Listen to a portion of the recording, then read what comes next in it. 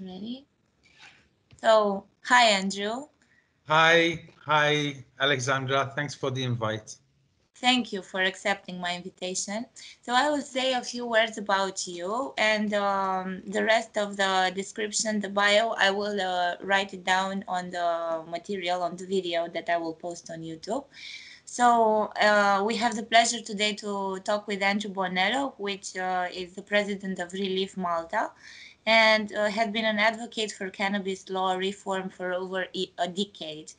And he was among the organizers of various manifestations and also one of the nation's most prominent and outspoken activists, having managed to secure meetings with the country's main political figures, from MPs, Prime Minister, members of the EU Parliament, and also the President of Malta. So, first of all, congratulations, Andrew. And I'm very interested to find out why did you start this activism and this campaign and over a decade ago, and how did you manage the discussions with such important figures, and how did you convince them? I Look, need your advice also in Romania because we are doing the same now here. yeah, okay. Look, I started a very long time ago, about 30 years ago. I had one of my best friends who was arrested for literally less than half a gram of cannabis, and his life was basically put on hold. It was 1920 we were at the time, and he basically got into a lot of trouble for something very small. So that's really what sparked it off for me. I began to notice that this was happening a lot to a lot of people in Malta. So the law enforcement was very tough. It still is. So I've always been interested in the effects, the bad effects of prohibition of cannabis. When you see that the laws are doing more harm than the actual product could ever do, then obviously there's something needs to be done about it. I kept seeing more and more of these cases happening, and I always felt that I needed to do or say something. We had another prominent case of a Welshman who was given 10.5 years in jail for growing a few plants, and that's where it really took off in Malta, because we organized a protest, and we also had some political figures who turned up to that protest. Obviously, they were at the time the members of the opposition party. They obviously are now in power, so we feel like they needed to do something about it. In 2013 is when this government took power. Just before they did take power, one of the electoral manifesto, one of their promises was that they wanted to look into the decriminalization of cannabis use. We pushed them a lot on that, obviously, before they had even taken power, when we were lobbying with them, because it was quite obvious that the government was going to change. So when they did come in, yes, it was on the agenda, and in 2015 they had this big conference with which they wanted to deal with it. Obviously, ReLeaf wasn't even formed back then, but I was still present at the conference together with another colleague, and unfortunately, over there we began to actually see the effects of the people that do not want to change the laws, the people that want the status quo. It's usually people that have a vested interest in prohibition, starting from the police to rehabilitation centers, which are run by Catholic groups. Then we have an association of psychiatrists that also, if someone is caught with cannabis, they get sent there. So all these people were against, and they started to, what I felt like, bully the minister in charge at the time to not make such radical changes. They did come out with a few changes, which was, small to us, but in the bigger scheme, it was quite important, because they actually set a limit of initially it was 2 grams of cannabis you would not go to jail anymore, but then we managed to put it up to 3.5 grams, which was still nothing. But now if you get caught with 3.5 grams or less, you go to another court, which is like a drug court, instead of to the major court. Obviously, you know, we felt that this was, to be blunt, a joke of a law change, because obviously we had been campaigning for, you know, a total overhaul. So it felt like they gave us something small, but it wasn't enough. But that's what made us want to keep going. Then before the last election, the government then re-proposed to start a discussion on the legalization of adult use cannabis. They promised to have a discussion. So that is basically taking place at the moment. As ReLeaf, we are the only organization that is in favor of this reform. The end of last year, there was a bit of a government reshuffle, so the minister was changed. So we had to start all over again with a new minister now, who's the Honorable Rosiane Kutaya, who has a lot of energy. She's young. She's definitely up for making change. So we do meet with her. We know that there is some sort of proposal about to be released from the government side very soon. Unfortunately, COVID muggled things up a bit, because it was meant to be, the aim was for it to be released in 4/20, which is the whole month of April. Yeah. So we were hoping it was going to be released last month, but it didn't. So we're just keeping on lobbying and trying to push as much as we can to make this happen as soon as possible. So you are talking in Malta only about medicinal cannabis, or also recreational cannabis now? Yeah, we started basically covering the whole topic. Medical cannabis was always a priority, because patients obviously take priority. The problem we were finding as a group was that not enough patients were coming forward to speak about how cannabis is helping them, or the fact that they couldn't get cannabis. The few that did come out and speak on national television sort of had their faces covered and their voices changed, which kind of just proves how hard the law enforcement was in Malta. People were so scared to talk about medical cannabis. But of course, then came the big companies, the multi-million-dollar companies that started talking to the government. And yes, obviously they have way more sway power when it comes to creating policy, because they have the money, basically. So as much as we're against this big sort of corporation takeover, you have to agree that they are the ones that actually made medical cannabis possible in our country. What about the medical community? Do you have support from them? Like, do you have doctors in Malta that want to prescribe in the future medical cannabis, or to treat patients? Do you have support from the medical community there? There aren't that many doctors that are prescribing at the moment. Obviously, I know you've been in touch with Andrew Bonello on one of your other programs. Yes, he is basically the main doctor. There are others, but also there are a lot of doctors that might be keen on prescribing, but they just don't know enough about it. It's not really their fault. I think it's doctors in general around the world are not taught a relatively new discovery, which is the endocannabinoid system. If we think in the scheme of how long doctors have been around, it's quite new. And so if they weren't taught these things, then obviously they don't feel confident in prescribing.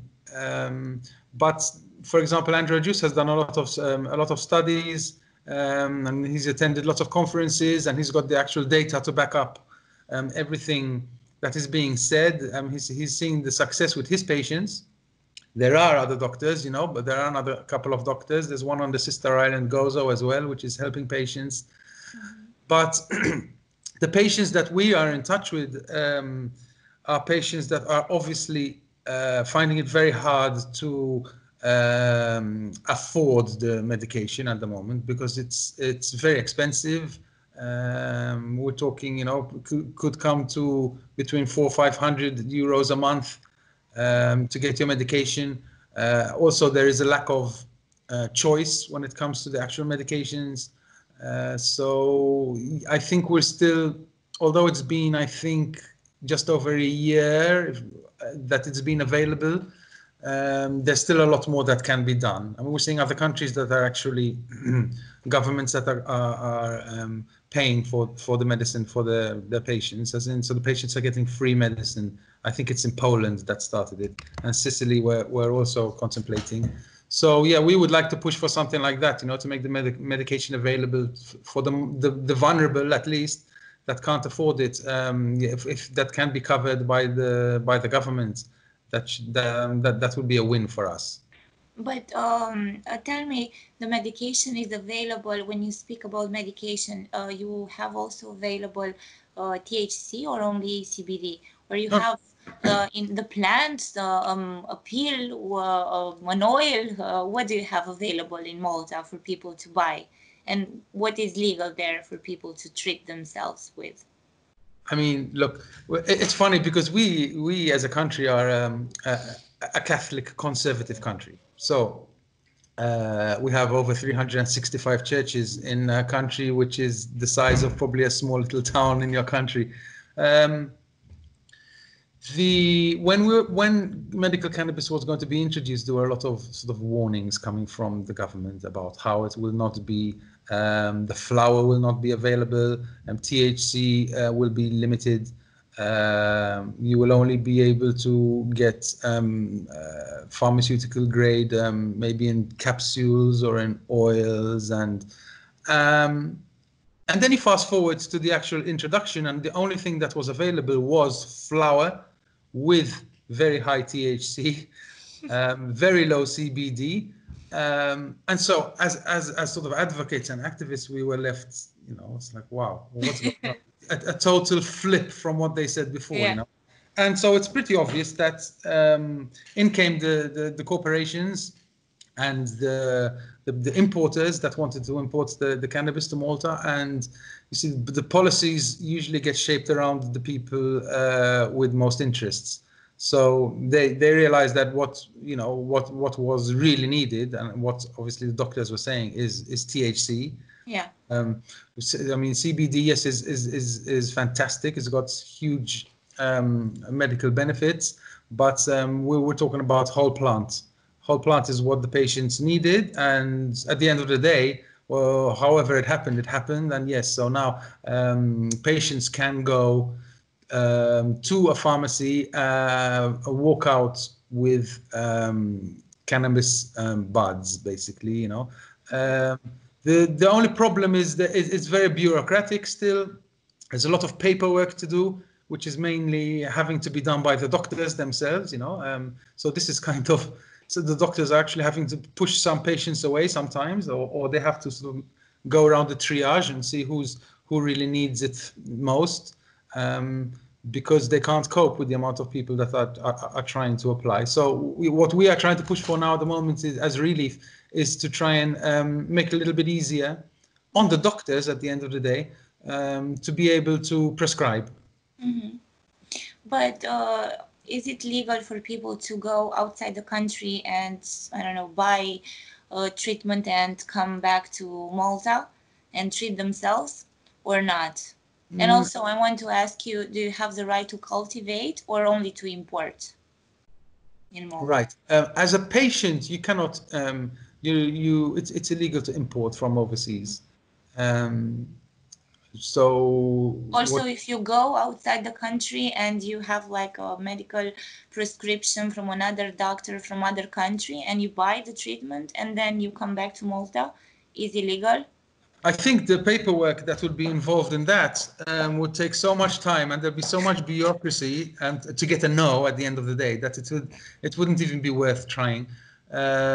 This is something, as you see, we're trying to work on with our international partners or European partners, is to try and get some harmonization going throughout the European Union where a patient is able to travel freely with his medicine, to even be able to access his medicine if he's in another European country as well.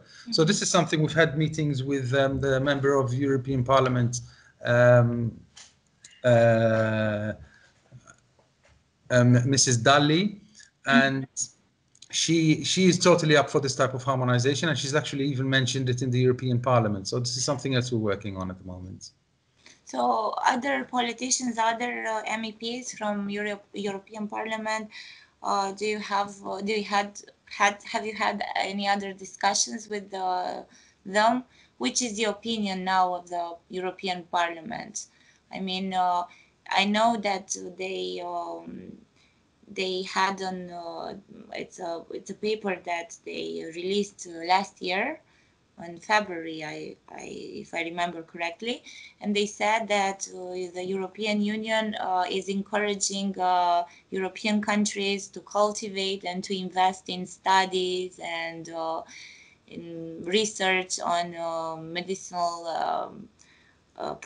effects of cannabis. But it's rather, I mean, it's not very, very strong. It's very direct recommendation from the European Parliament. So I wanted to ask you if you have any other information. I mean, do they want, or they think that they will do something more, I don't know, specific? They will recommend more clearly to the European countries, or not? Or every country should think of their own law and their own regulations?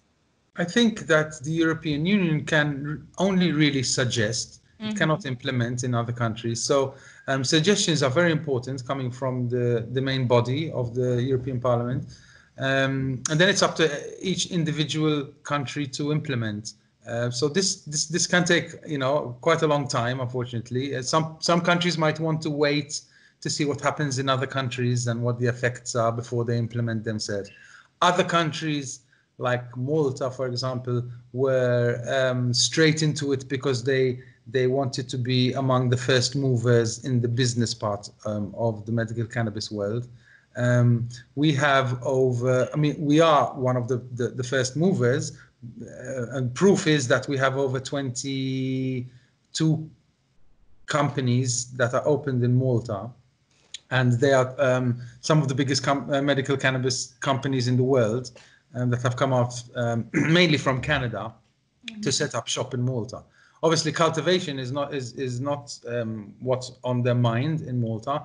It's more they want to use Malta as a hub to be able to move the product into Europe. But what they want to do in Malta is they want to try and assemble, I guess might be one of the words, the medicines. So they might bring in the raw product from overseas and then turn it into oils and capsules and other forms over here, package it in a European country, and then move it off into the rest of Europe. But of course, when you're dealing with medicine, you have to abide by certain medical standards.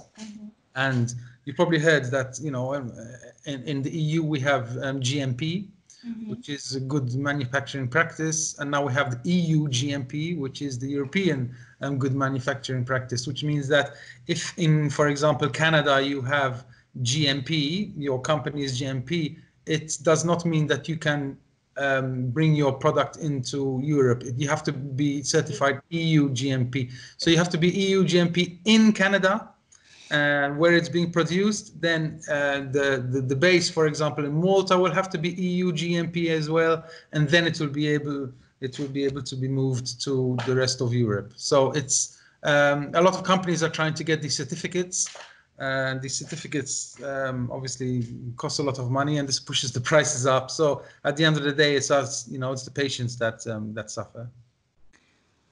You said that you have high THC available in Malta. What do you mean by high THC? I mean, do you have a limit or not, or it's full extract? No, we're talking 22% THC to 1%, or sometimes even lower of CBD. So we have two companies. One is Bedrocan and the other one is Pedanios. They are the two companies that are exporting to Malta. They both, funnily enough, cost exactly the same amount. So it's like there was a handshake somewhere along the line. It's 16 euros a gram. You can buy 5 grams minimum, and then the rest come in 10 grams.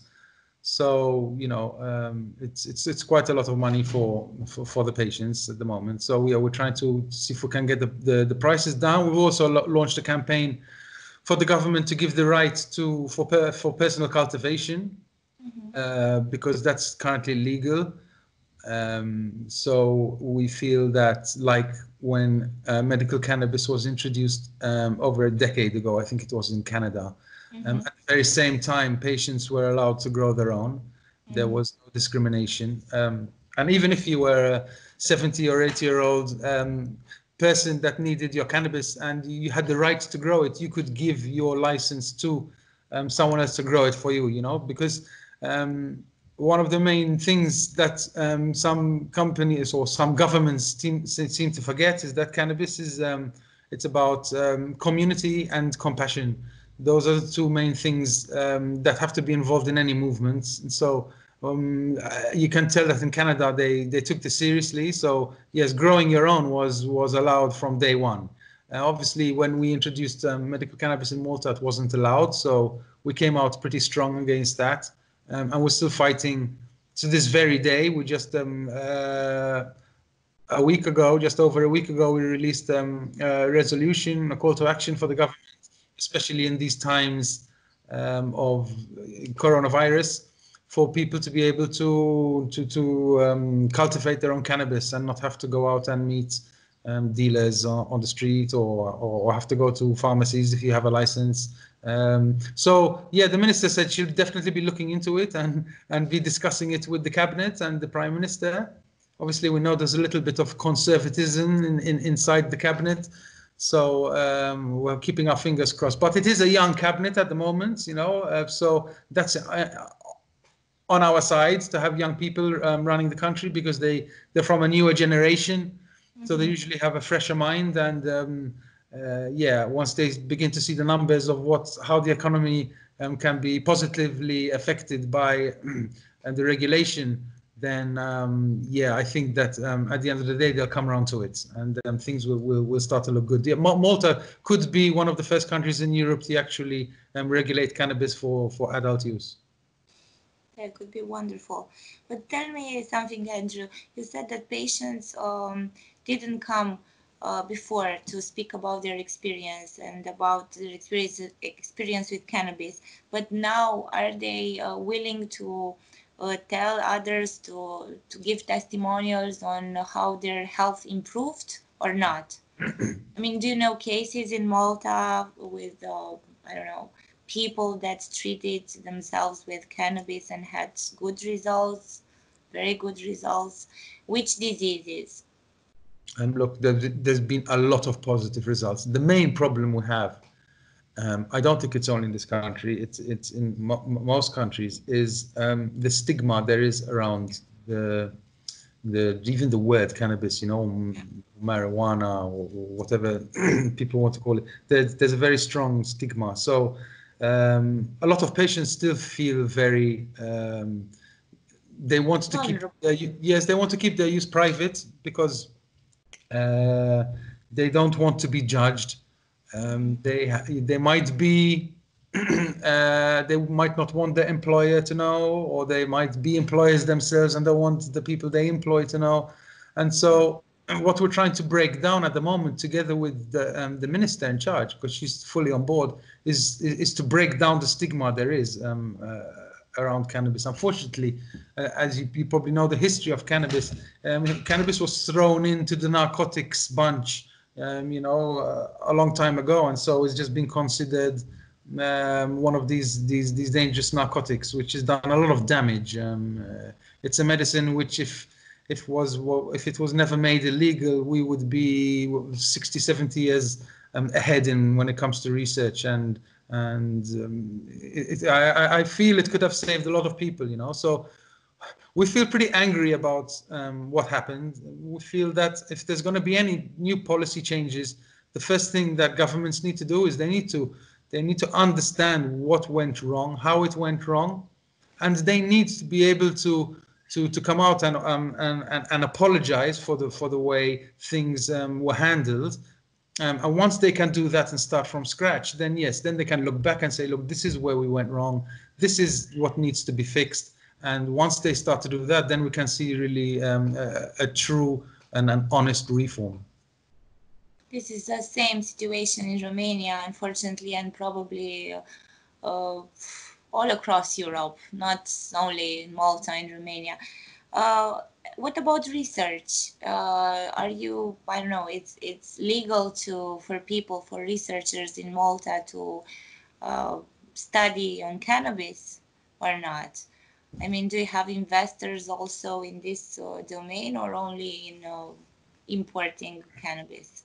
Look, we have we have some apparently people in university doing some research, but the main topic seems to be that when you do get a license in Malta to be able to produce medical cannabis, like these, I mentioned these 20 odd companies that have come out from overseas.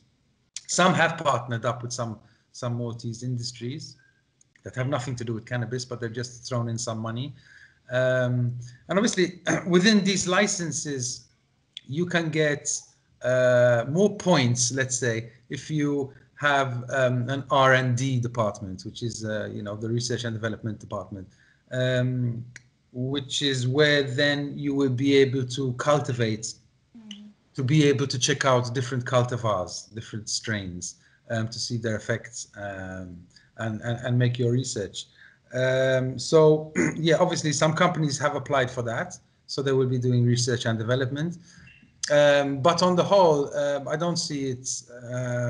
Maybe it's still early stages. Let's give them that much, because they said that they were meant to start by this year. They should already have had products ready by the end of last year, I think.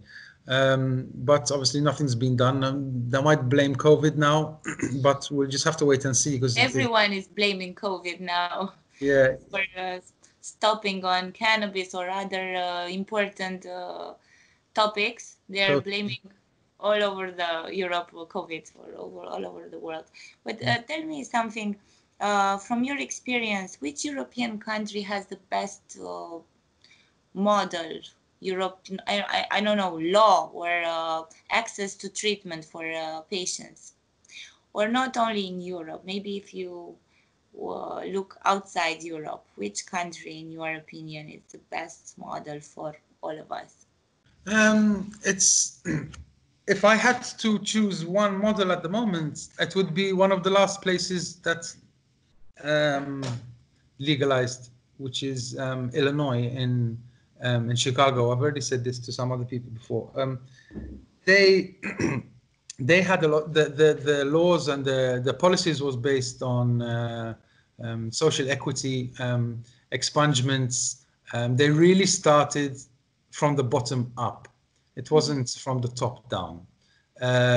So this is something that I really admire. You know, we're seeing people, criminal records getting thrown out the window. We're having people released from jail for non-violent cannabis convictions. And for me, this is where you have to start when you're starting a reform, you know.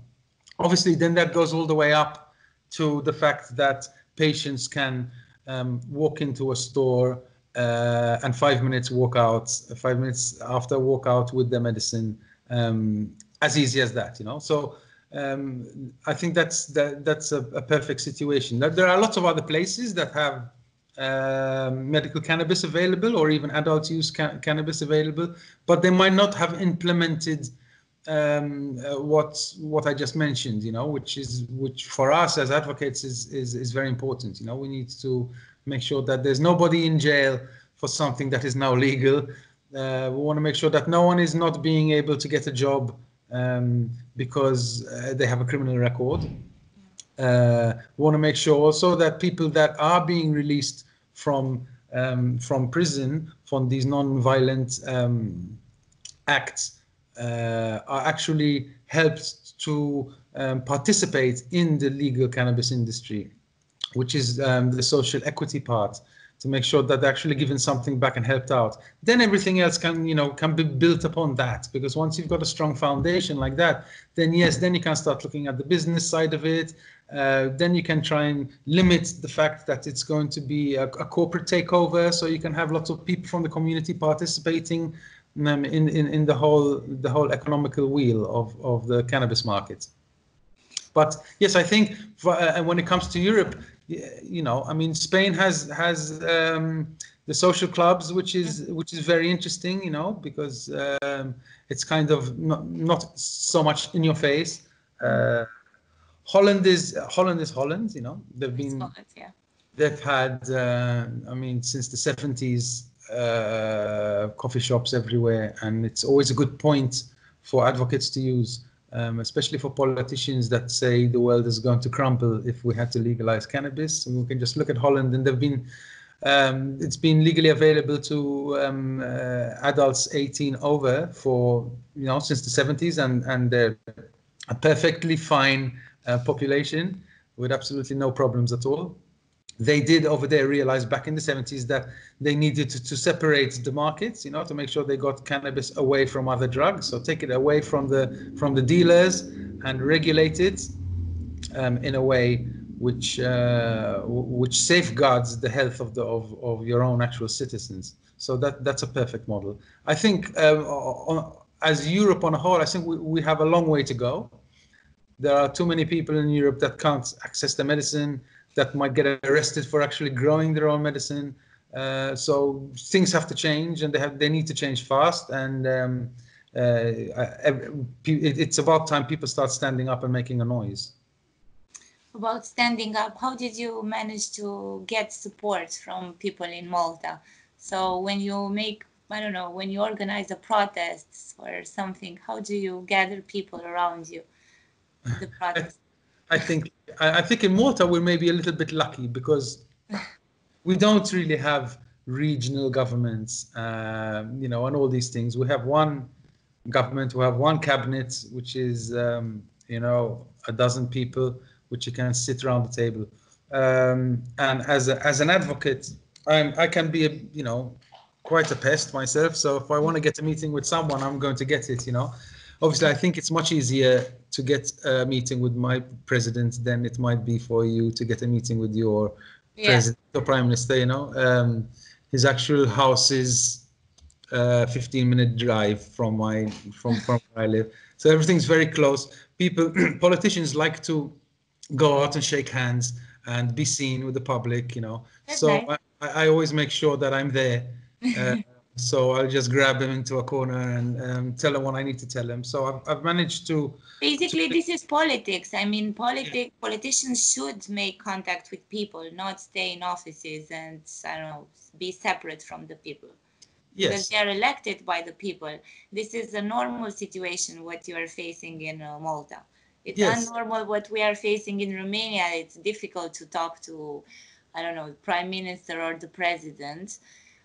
But it's not normal, because people are the ones that elect and vote for politicians, and they're the main beneficials, from law, from, we're discussing about health, about well-being, about the rights to live.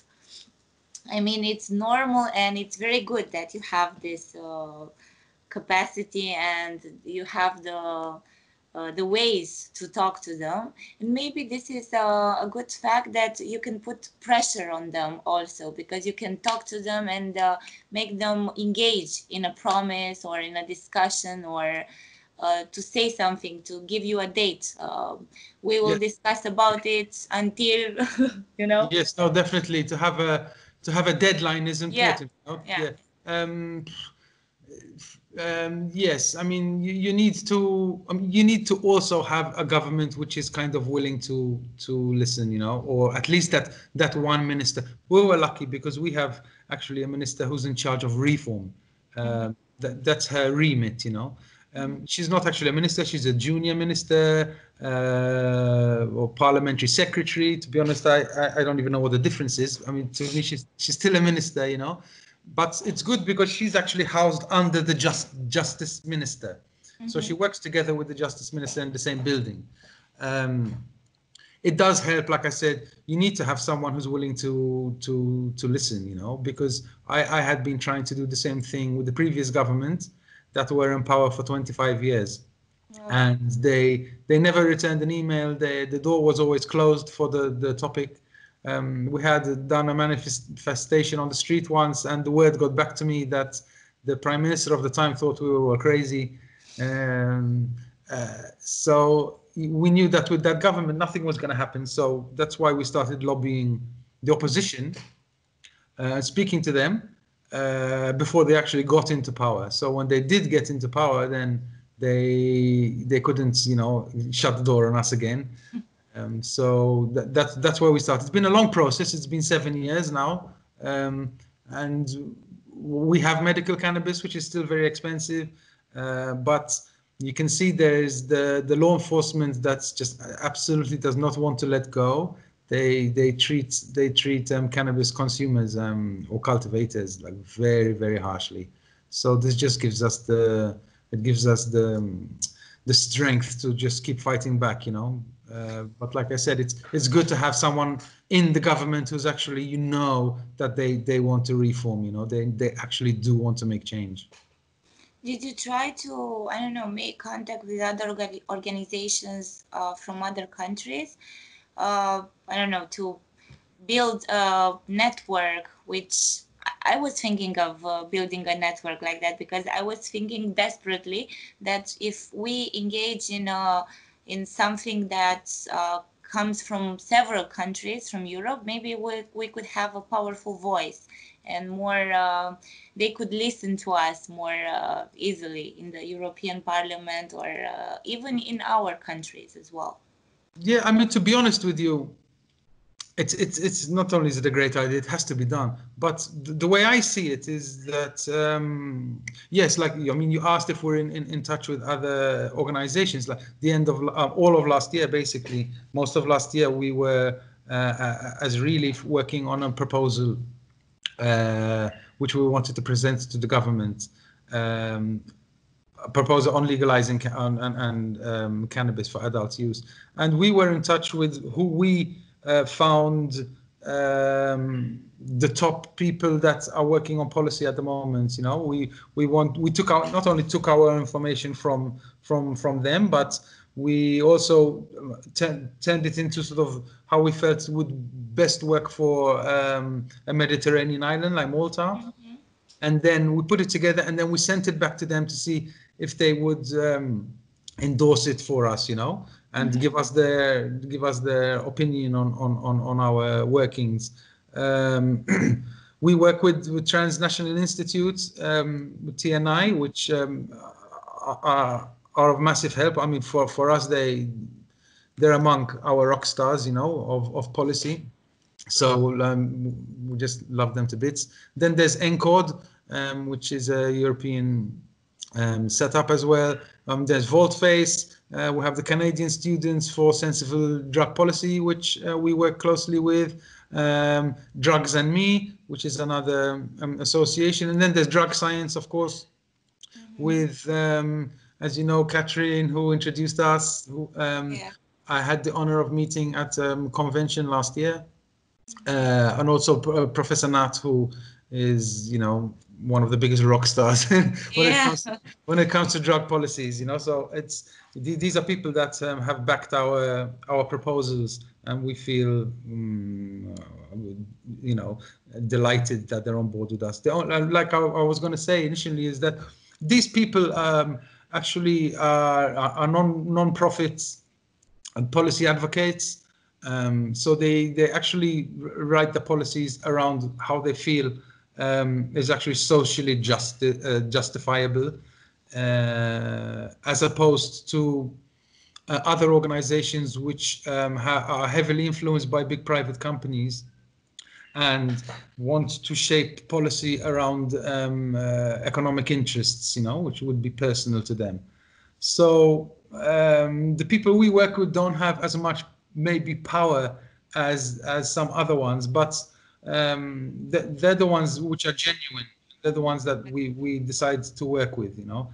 So yeah, I think They have the power, but the power from here, no, from the heart. definitely. Yeah. No, for us, Like, they are the most yeah. powerful, you know, for obviously that's why. But when it comes to actually talking to the policymakers, you know, Yeah. it seems the policymakers always want to listen more to where the money is, you know. So maybe this might be the question of why it's taking so long too, because this is something could be done pretty swiftly, you know. They could just start off with calming down on the law enforcement, you know, which would be the first step. Just tell the police to calm down a little bit, you know, because we do see in some countries where, you know, if someone is maybe smoking a joint in a park, the police is not really gonna bother, you know. Yeah. But then in other countries, they'll come and they'll bring a helicopter, you know, and they'll just go overboard. So I think there maybe some harmonization in European enforcement as well would be a start, you know. What about treatment for children? What do you believe of that? Because most of the countries are thinking in providing treatment only for adults. But you know that there are a lot of cases of young children that have several diseases. In Canada, they treat cancer or other diseases with cannabis. So what do you believe about the access of the children of cannabis? I mean, they should access the treatment also or not, in your opinion? I think look, I think children should be the first ones to be able Yeah, to be administered anything that's going to help them, you know, especially of something like course. cannabis, which has such little side effects, you know. Yeah, I mean, we're pumping children with so many drugs to help them, obviously not in a bad way, you know, but yeah, I'm sure the doctors are doing the best they can, but we also have to consider this, you know, the side effects. So I mean, the doctor will know there's a side effect on a certain drug, but they say, listen, we're going to give you this drug because it's all we can give you at the moment, you know. But yeah. then cannabis should be and will be in the future obviously recognized much better. There's lots of studies going on at the moment, but yeah, I mean, what your question is, I think children should be. I'd even say just give. If we had to choose, give it to the children and forget the adults. But why should you have to choose? It's ridiculous. So if you could recommend something for, I don't know, the medical community or also, I don't know, NGOs, charities from my country as well, what would you say from your experience? Because I'm trying to provide examples and testimonials from all over the world for people in my country. I, So if you have like a suggestion. I think the best thing to be able to do is to unite Yeah, whatever NGOs, whatever people are involved, find some sort of lobby group and join them. If you can't start your own, then to unite with a common voice. Once you have a common voice, then you have got more power to be able to speak to politicians. Don't give up. Keep fighting always. Write to your politicians. You know, when you're angry, get on that email and send that email to the minister, to the prime minister, to the president. Do it. Don't worry. You know, I mean, there is a chance that it's going to be read, and they might get back to you. And if they get the right amount of pressure, then they might actually have a meeting and discuss it. You know. So yeah, don't ever give up, because at the end of the day, it's been a long fight, but I think especially Malta, we're getting closer. So hopefully it will be a domino that falls, and we'll have a bit of a reaction all over Europe. So yeah, just unite and keep fighting. it's a very powerful message. Thank you very much. And a word for politicians also, even though Well, you said, yeah, politicians need to listen to the people, you know. You have to be, the politicians need to have the strength to take decisions which might be unpopular. Those are the real decisions, you know. Taking easy decisions is something anyone can do.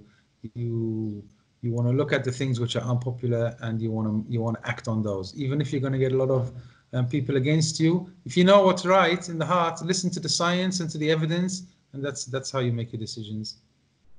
Thank you very much, and I wish you best of luck with everything that you are doing now and in the future. And also, I wanted to ask you, which are your future actions now? Because you are a very planned person and you have a schedule, and I admire you a lot. So what do you intend in the future in Malta with the authorities there? At the moment, well, just like I said earlier, about 10 days ago, we released a call to action, which was for the right to health of cannabis users during the COVID pandemic. Maybe I can send them to you and can put them in your in the link. Yeah, I want that. After It's that, very important for people to read what happens all around Europe. yeah. And next week we plan on releasing our second resolution, which is going to be based on expungements, especially during the COVID pandemic, where we have an overpopulated prison in Malta. We have so many people that are in there for non-violent offenses that it's ridiculous, you know. So these people need to be released first. Also, I'll send you our proposal, which we released just at the end of last year, which goes through all our points of what we want to, what type of change we want to see within the government. We know that these proposals are in the Prime Minister's hands, so they're considering it. And if it's something that can happen, I think we can set a good example for the rest of Europe.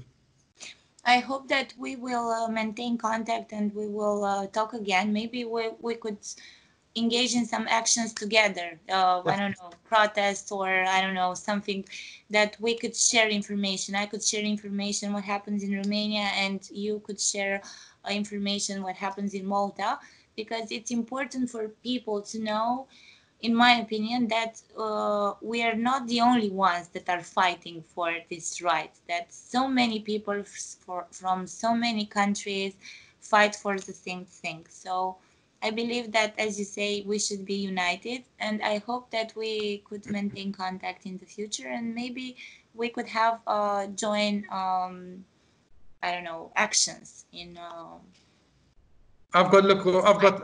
We have loads of ideas, so let's keep in touch and we'll work on something.